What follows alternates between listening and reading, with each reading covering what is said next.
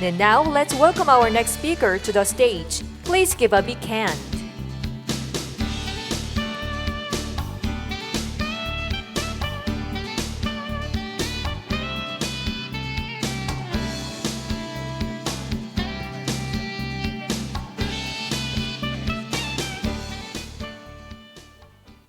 안녕하세요. 네, 안녕하세요. 저는 오늘 AI가 소비자를 대신해 검색, 비교, 구매까지 완료하는 시대의 브랜드 디스커버리 전략이라는 패널 디스커션의 모더레이터를 맡은 김소연입니다. 네, 저희 패널 시작하기 전에 일단 저희 패널리스트들을 간략히 소개를 드리고 그리고 시작을 하려고 해요. 그리고 제가 이제 소개를 드린 다음에는 바로 영어로 좀 시프트를 해서 영어로 진행이 되고 여기에 이제 올라오는 그 번역을 보시면 될 것 같습니다. 네, 카티아 포보스는 AI, 디자인, 인간 행동이 교차하는 지점에 대한 인사이트로 세계적으로 인정을 받고 있는 고객 경험 미래 학자이자 비즈니스 전략가, 저자, 키노트 연사입니다. 30년 이상 주요 기업들이 새로운 기술 환경을 탐색하고 대응할 수 있도록 지원해온 경험을 바탕으로 경험 혁신, 데이터 윤리, 그리고 혁신 리더십 분야에서 자문을 제공하고 계십니다. 네, 그리고 두 번째 저희 앉아 계신 스와가 처두리는 디지털 트랜스포메이션 분야에서 20년 이상의 경험을 보유한 리더이십니다. 디아지오와 마스 등 글로벌 브랜드 포트폴리오 내에서 성장과 혁신을 이끌어왔으며 국제 키노트 스피커로도 활동하고 계십니다. 그리고 마지막으로 제 옆에 계신 올리버 탄은 AI 활용 사례, 표준, 거버넌스 분야의 전문가이시고요. 차세대 AI 기반 커머스 경업을 구축하는 프로젝트를 이끌고 계십니다. 비센즈를 12년간 이끌어서 글로벌 AI 리테일 기업으로 성장시킨 뒤 작년이네요. 2025년에 리졸브 AI에 매각하셨습니다. 네, 그래서 이거를 바탕으로 저희 얘기를 할 거고요. 저는 마지막으로 지난 18년간 구글, 메타, 우버, 쿠팡 등에서 마케팅을 담당을 했고 지금은 퀀텀링크 파트너스의 대표로 마케팅 컨설팅을 제공하고 있는 김소연이라고 합니다. 네, 그러면 감사합니다. 제가 이거를 틀어놓고 아까 소개를 들었어야지 됐는데 넘어가도록 하겠습니다. 저희 맨 위에 이제 보이시는 이 슬라이드에는 저희의 테마가 되는 각 질문의 테마가 되는 그런 질문이 보이실 거고요. 제가 이거를 바탕으로 해서 패널리스트들에게 질문을 드리도록 하겠습니다. Okay, shall we start? Yes, great. Absolutely. Okay, so the first question first. So it goes to Katya first. Yeah. So Katya, your book Machine Customer was seen provocative when it was first released, right? But how much of that vision has become reality now? Could you explain to us? Yeah, I think when I wrote the book and published it last year in November, by then I think a lot of what I was writing about was still very nascent, very new. We were seeing kind of bad examples of it with ChatGPT's agent mode and Perplexity's Comet browser. While it kind of worked, it definitely wasn't in any way mature.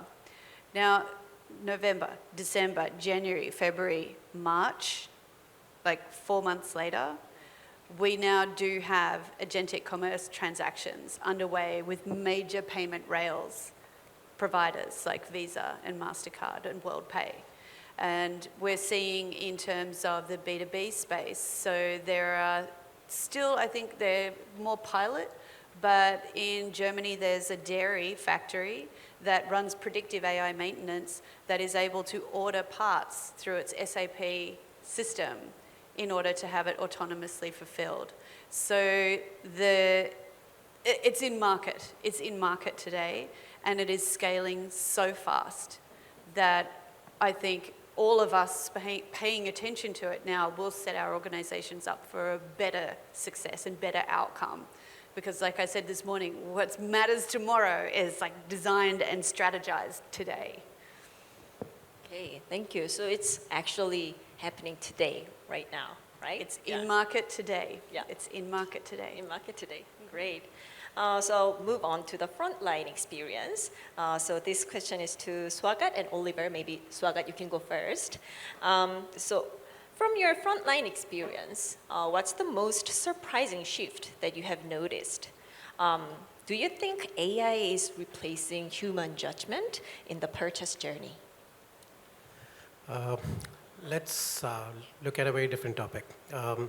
Autopilot planes were there 100 years back. And today, still, you have a pilot, and the autopilot helps the pilot. Yeah. It helps you to reach the destination faster, safer, better. Yeah. That gives me a lot of confidence that we humans are here to stay. And the job of AI will moreover be to help us out, assist us to do things much better and much faster. So I think that is that's what I feel is where we are at the moment. Yes, AI is coming, as Katya said. It's there to help us out, and it is helping us out already, and not now, for years, actually. But yes, of course, I feel that we will still be in the driver's seat as humans. I think, could I just add on to that? Because you said something really important. We're doing what we can do now, but better and faster. This is the hallmark of a transformation. What we always do first is the things that we can already do, just better and faster. When we got electricity, we figured out we didn't have to put an iron on the stove and make it hot anymore. We could plug it in, but we were still doing the same thing, better and faster. I think what we're really excited for is what's the thing that we've never been able to do before, but now we can. It's a really salient point. Got it. Thank you for adding that up. Gotcha. So yes, it's really helping us to do things better and faster. So I think that was the point from Swagat. Then lastly, Oliver, same question to you. I'll just repeat for everybody. I got a question, that's why. Yeah, so the last point, do you think AI is replacing human judgment in the purchase journey? Okay, let me unpack that question in two ways, all right, because there's no general answer to this. I agree that AI will compress the analysis for all of us to arrive at a better decision, the quality of decisions, better, faster, and more informative. That's how AI is assisting us going forward, all right? So that's a forward statement. It will get better. It will make mistakes. No system does not make mistake at its nascent stage, but we all get better by learning from the mistakes that both humans as well as machines make. So that's the forward statement. The present day statement is where I like to focus on, because how do we get to the future without crossing our present day challenges? And these are the questions that retailers and brands would raise and ask questions from AI designers and AI developers like myself. Okay, so if you look at autonomous agents, I mean, we've crossed very quickly from the SEO to the GEO stage, and now we are already in agentic commerce. So when we look at autonomy or autonomous agents, the question that we always ask is, how much autonomy do we want to give an agent, right? How much autonomy should an agent have in order to make a decision? They are consequential as well as inconsequential. If I ask Alexa, please compose a song to sing to my dog on his birthday, that's inconsequential. Okay? Whether the song is good or bad, no consequence to me. But Alexa, please buy me 1,000 shares for NVIDIA.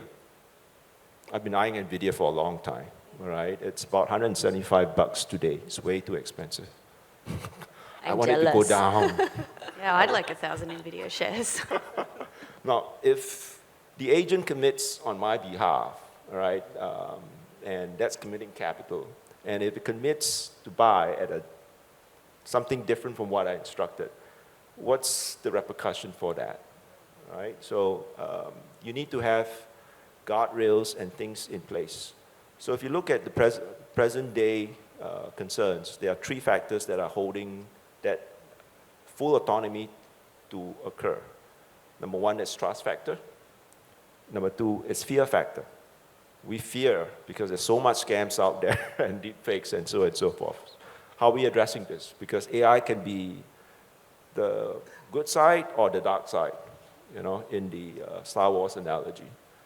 And third, where are the guardrails in terms of the frameworks and the legislation? In case an AI makes a mistake, who takes accountability for that? So there are present-day real-world challenges that we need to overcome. And I like to think of autonomy in terms of a scale, autonomous scale, baby steps, all right, where, yes, your aeroplane example, I'm not going to risk my life on an airplane with an AI, all right, as well as things that are more inconsequential or responsibilities that you can delegate, okay, like singing a song or, walking a dog, for instance, all right, you've seen the robots perform on stage in China, so wonderful, they can do kung fu, they can walk my dog. Got it. So even if like AI makes the decision for us, still the guardrail of the authority, the level of the authority that we give to the AI agent, that's still human responsibility, right? Ultimately, Yeah. yes, ultimately it has to be human. Got it. Okay. So I think I'll just skip the next question and then go to the third question. So third question is about when AI identifies the most logical choice by analyzing data instantly, how does the emotional brand loyalty cultivated over decades remain relevant? And this question goes to Swagat first. I think we have to think, see how brands are built, right? There is an aspect of your heart and there's an aspect of your brain, right? The heart tells you what is, why do you like it? Why do you associate to a product? How is it empowering you, right? And your brain then takes all the rational decisions. Is it right for you? Is it affordable by you? Is it the right decision in your health and everything? So those are the two aspects which blends together to take the decision, right? I think in today's world, what is changing is that, so the first thing first, right? Whatever you did to build your brand, you'll still continue doing a lot of those things. People still want to see your ads, people still want to associate, people still want to hear about how, what purpose are you driving, right?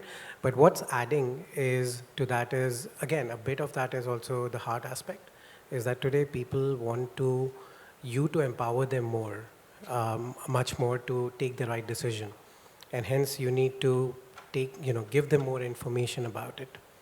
And I think the second thing that is, so hence the brand remains, brands don't go anywhere.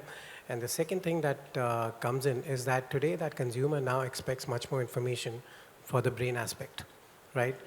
And that, decision is different from what Katya wants or Oliver wants or what I want, right? And hence you need to empower much more. And hence you need to think about it, that how your brand is backed with a lot more information, right? And I think I'll give an example. Another one is, this is nothing new for us, right? There is AI. AI has been there for more than a decade. Generative AI is new. But there was always something challenging us. 20 years back, when modern trade came, right, people said that brands won't matter because retailers will start selling their own private labels. Here we are after 20 years, we still sell our products. E-commerce came in. All of a sudden, you can't touch a product. You're buying something by looking at it. And then AI was still helping out, right? Because you select a product, a brand, and then AI automatically gives you 3 other options. Some of them are very similar. Some of them are paid. And some of them are cheaper, right? You still preferred certain brands and you bought. And I think it's the same thing now as well. We just need to ensure as brand custodians, we need to see that, how our brand is empowering people. And today, to be empowered, people need more information, and hence we need to provide it for the human and, of course, for the, the AI agents as well, who's taking the decision on behalf of you. Got it. Okay, I really like that example that you gave about when the digital was there, then people thought that retail business will diminish, but actually still like to come to retail store and then touch it, feel it, right?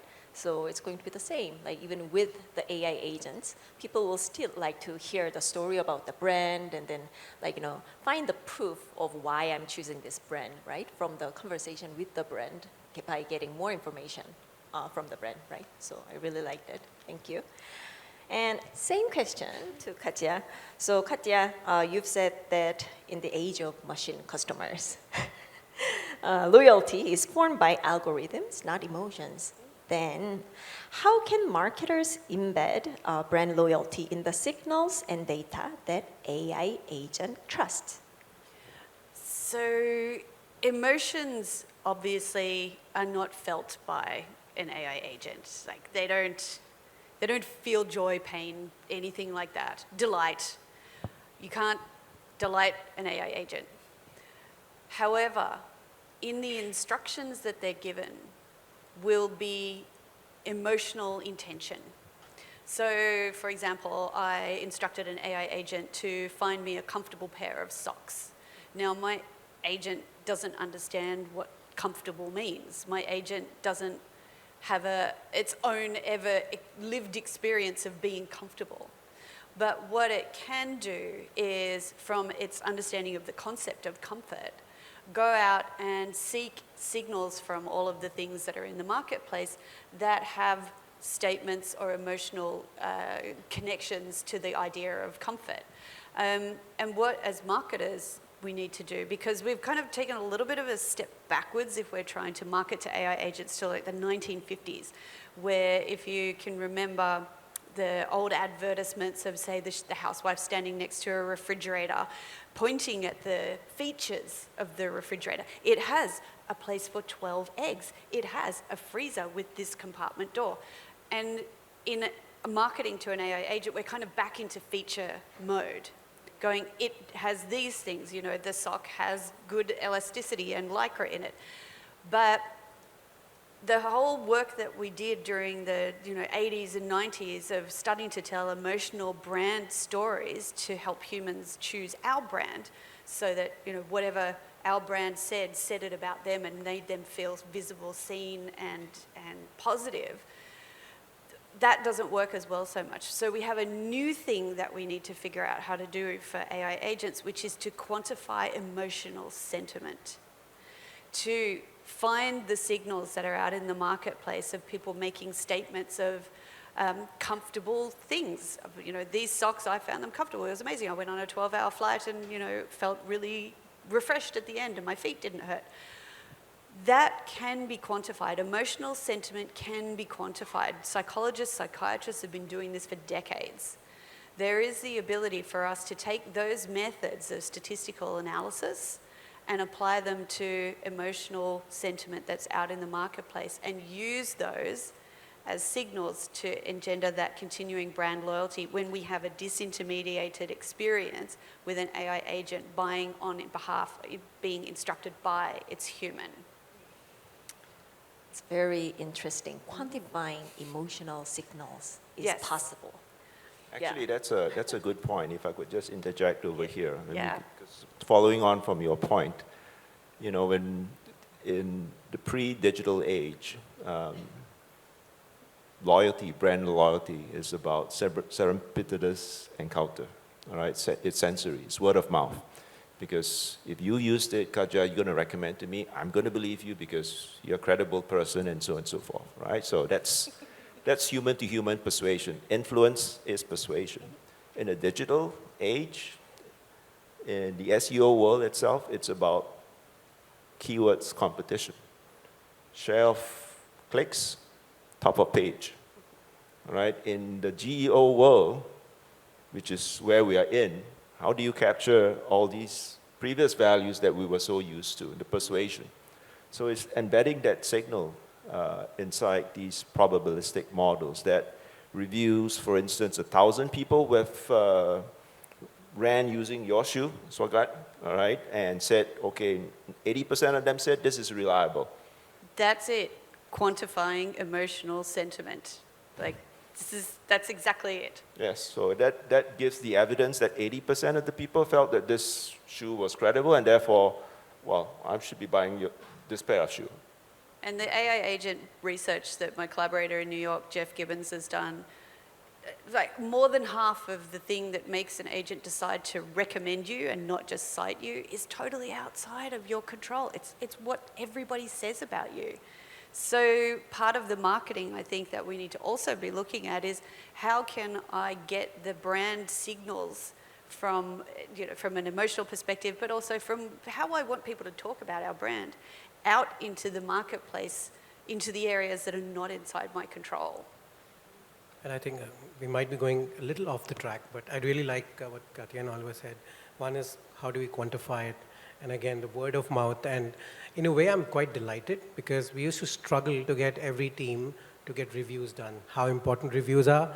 But today, when we quantify crucial. it, exactly. Today, when we quantify it and say, you know what, you won't be, if you don't have the right citation in PR, if you don't have the right reviews, AI is not going to pick you up. And that gives us a superpower to Yes. ensure that our marketers are thinking not just TikTok videos, but they're thinking about reviews as well. You know, the two greatest sources of influence and data reviews that ChatGPT gets is from Reddit, right? And there's Which another is one. really disturbing, actually, to be fair. Well, Reddit is community. Yeah. Okay, great. Yeah, and I think, like you also mentioned, Oliver, the reviews. I mean, that's kind of the third-party information, not brands saying about themselves, right? And then as they accumulate more reviews, it becomes more quantifiable, right? And then people can talk about all the features of the product itself. So I feel like the reviews can be a great source of marketing. Yeah, Yes, human reviews, not machine reviews. human reviews. Yes. How do you know the difference? That's a good one. Yeah, That's for another really panel. good. Is it the M dash? Who knows? We'll leave that for another panel. Okay, so for the next question, actually, I'm going to ask a question to the floor first. 여러분께 지금 잠깐 질문 하나 드리려고 합니다. 지금 사용하시는 핸드폰을 꺼내셔서 뭐 제미나이든지 오픈 AI든지 클로드든지 이제 사용을 하시는 그런 AI가 있을 거예요. 그 앱에다가 내가 지금 이 프로덕트를 사고 싶은데 어떤 상품이 좋을지 추천해줘 라고 말씀하시는데 이 어떤 프로덕트가 여러분의 프로덕트입니다. 그래서 예를 들어서 제가 뭐 스탠리면은 나 텀블러 살라 그러는데 좀 좋은 게 뭐 있는지 추천해줘 이렇게 한번 물어봐 주세요. So I just ask the audience so that they can search for their product in the AI, asking them like, oh, I'm looking for this product, which is the product from their brand. Can you recommend me a good one? Yeah, So- see if you show up. Yeah, so let's see, like, how many people actually find their brand showing up as Yeah. a result. Because it goes kind of back to the three levels of agentic commerce, those three altitudes. There's discoverable, like right down the bottom. And if you're showing up there, at least you're discoverable. Yeah. Then there's your middle layer of trust. Would people actually trust to do a transaction with Yep. you? But then the thing that distinguishes you is the values that you signal as well. So let's see. Exactly. So like after this discoverability, I was going to ask the question to Oliver so that he can talk about the trust level. 네, 혹시 여기서 내 브랜드 나왔다 하시는 분 한번 손 좀 들어주세요. 오, 내 브랜드 나왔다. 좀 손 높이 들어주시면 Are the hands for 감사하겠습니다. yes, they came up? 오, 그래도 제가 Congratulations. 예상했던 것보단 많네요. 네, 어머, 네, 축하드립니다. 상품은 없고요. 다만 이게 어느 정도 이제 좀 저희도 보고 싶었어요. So this was the moment of truth. Actually, the number of the people who raised hands are more than I thought, but still it's still small considering the size of the audience here, right? So, question to Oliver, as promised. So you introduced the concept of transaction-grade trust, where trust isn't a brand slogan, but a verifiable, explainable system requirement that AI agents can actually check. So what does that mean in practice? What are the first three things marketers should do now so that their brands can actually appear when they ask the same question again? Okay, great question. First thing that marketers should do is stay on for my presentation 30 minutes later.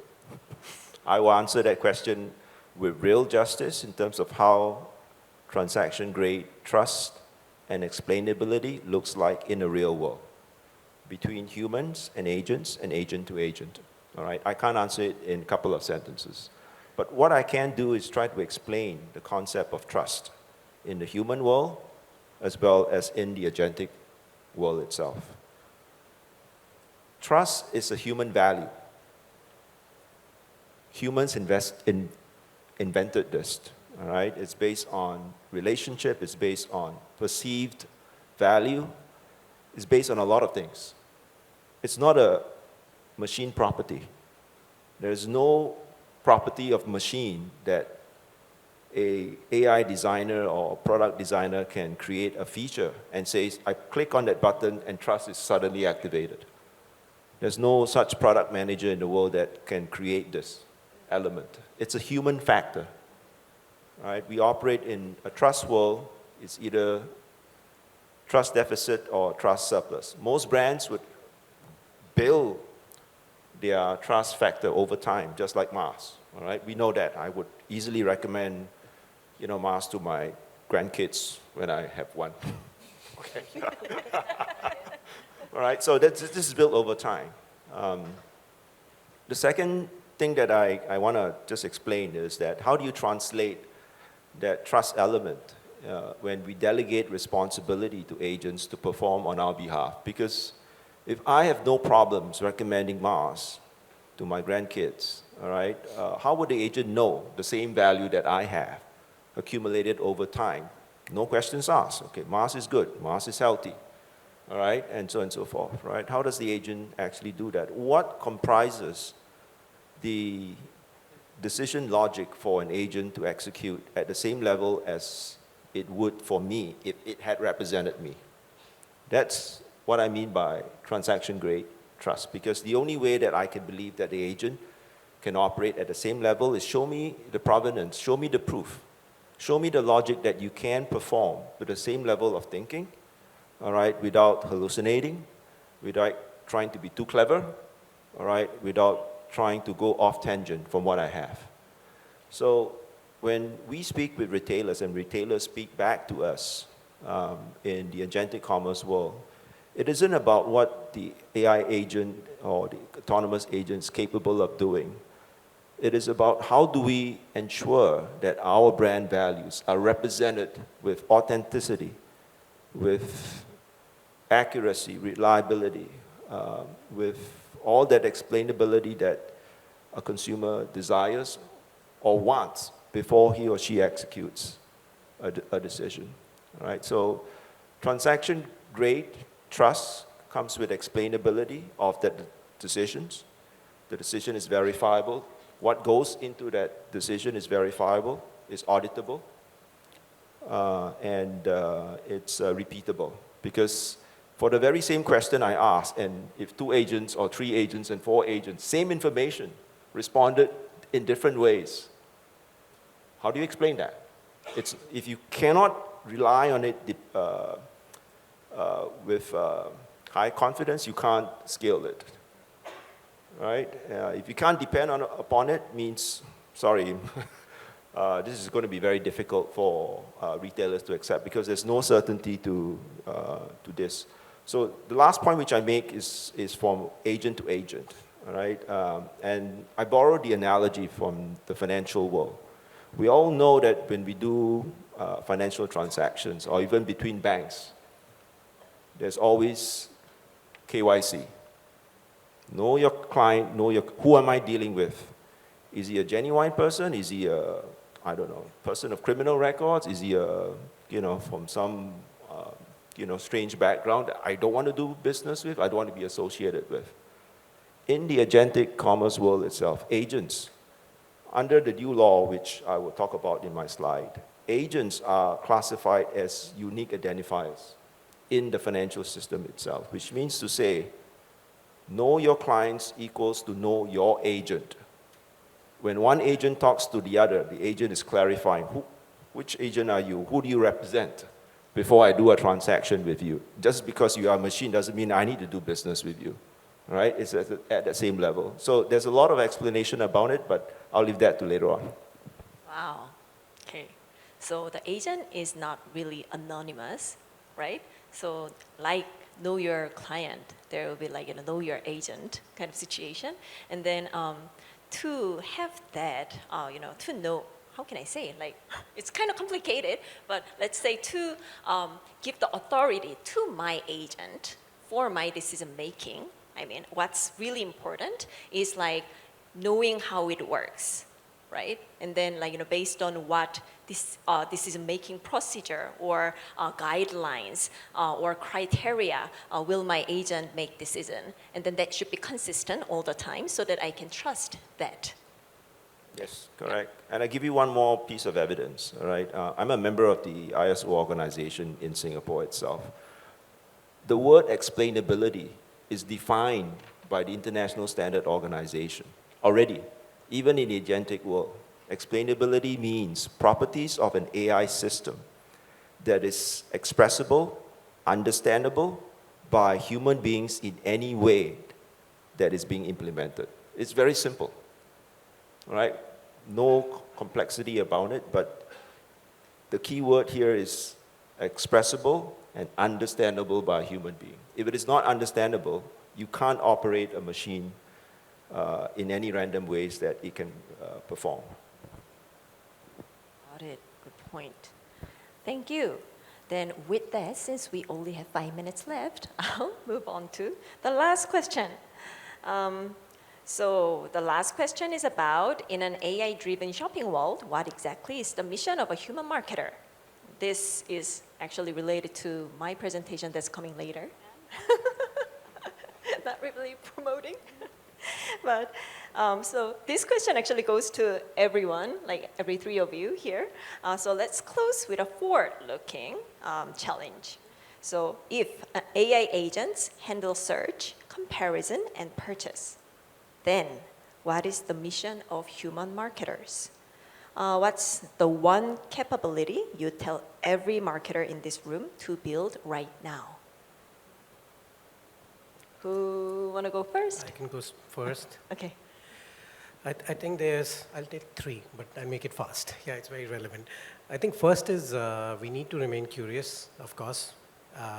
3 weeks back, what ChatGPT said was that transaction is a key thing on their platform. 2 weeks back, they said transaction is dead. And then retailers need to do transaction. So every day you will learn something. The good news is you are empowered. You can create your own agent on Claude or Gemini and to get those updates every day. The second important one is test. You know, if everyone's saying keywords is dead and prompts are in, keywords are not dead. But if prompts are relevant, just change your content a bit and see if those prompts, you're winning on it or not. You will learn with it. And I think third very important thing is that before marketers, we all are consumers. So stress test with yourself to see that if someone over here is saying something, do you think that's getting, you know, that's relevant and that will actually be true? And hence if that works, and then work towards it. That was short and sweet. Okay, Katya? Yep. I would suggest to not get stuck down in the weeds. Don't remember what you're here to do. Like, what is the ultimate point of the work that you do? The ultimate point of the work that you do is that you want to create demand, you want to create awareness and understanding of the brands that you work for. You want to make sure that they present themselves into the world in the best possible light to get the outcomes for your business. So abstract this back up to your objectives and what it is that you want to do from an outcome perspective, and then start to look at the nitty-gritty. But I really want everybody to walk away. Don't forget who you are. Don't forget what the role is that you're trying to play. All of the pieces have changed on the chessboard, and maybe we're playing a different game altogether. But that doesn't stop the ultimate goals that you have from being true and being evergreen. And as I said this morning, like, if everything is discoverable and everything is also trustworthy, then the only ways that you're going to differentiate are from the values that your brand signifies out into the world, which makes you the different choice to the next person. Great, thank you. Yeah, maybe I'll just save my comment because we have only 1 minute and 40 seconds. Oliver. I'll make it very, very fast. It's very, very simple. Look, we all live in a attention economy. The job of a marketer is to sell a product, a content on behalf of your brand. That's the marketer's job. I believe that your role will still be valid and even more important going forward. However, I believe that what you used to do going forward will change dramatically, because the basis in which you market yourself, fundamentally, the chessboard has changed. So, 3 words. If you're representing a brand or a retailer, it's about representation. Be as authentic as possible about what, who, what values you bring in representing your brand and retailer. Number two is about execution. Where are you going to execute that platform on? That's where you start to use the different GEO tools and agent tools to help you convey that representation in a trusted manner. Number three, which is very, very important, is measure. You're very likely not to get it right at the very beginning. But what will make you right going forward is you measure, test and measure, test and measure, test and measure, because over time, you get to know what to do better in and what not to do. So represent, execute, and measure. That's it. Got it. Thank you so much. Yeah, I think when we are in this new era of technology that we are not like familiar with yet, test and learn, and then finding out which one works and then which doesn't. I think it's really important. So thank you so much, everyone, for today's insights. Thank you. Thank Thanks, you. Nat. Thank you. Thanks, 네, everyone. 그리고 저희 오늘 세션을 들어주신 여러분께도 감사하다는 말씀 전하면서 저희는 이 시간 마치도록 하겠습니다. 감사합니다. 감사합니다. 예.